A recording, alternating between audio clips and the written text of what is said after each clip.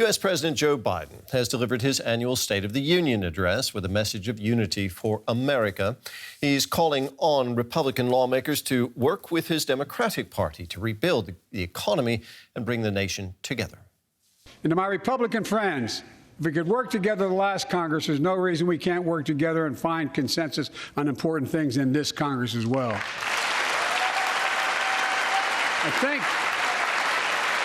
I think the people sent us a clear message.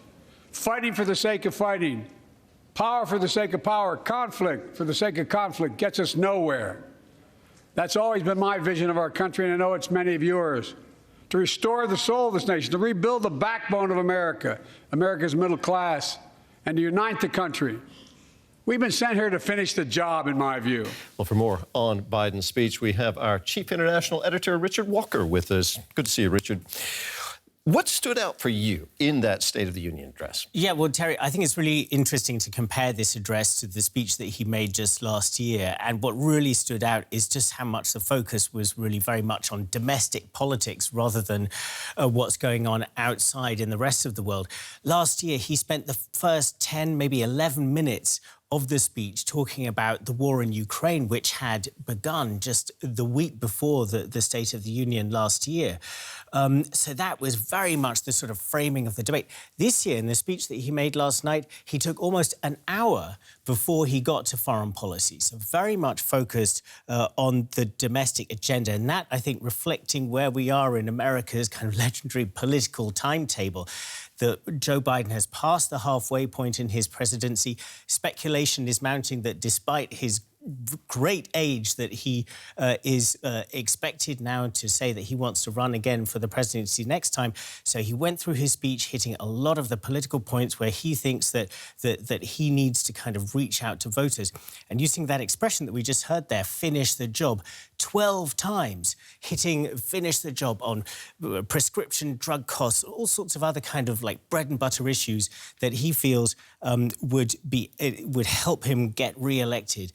The challenge that he has politically is the situation in Congress. Maybe we can talk about that in a moment, but also the situation in the country. The national mood, according to polling, is very negative in the US. Despite Biden saying he has a good kind of economic story to tell, 70-odd% of people who were asked, is the United States on the right track or the wrong track, have been saying recently on the wrong track. So he's got a challenge ahead of him. That was clear there. The balance of power, Richard, has changed in Congress since Biden took office. To what degree was that reflected in his speech? Yeah, I think very much, Terry. I mean, the first thing we just heard him say in that clip there, he said, if we could work together in this last Congress, and Biden says, he did actually pass a lot of bipartisan legislation in the last Congress.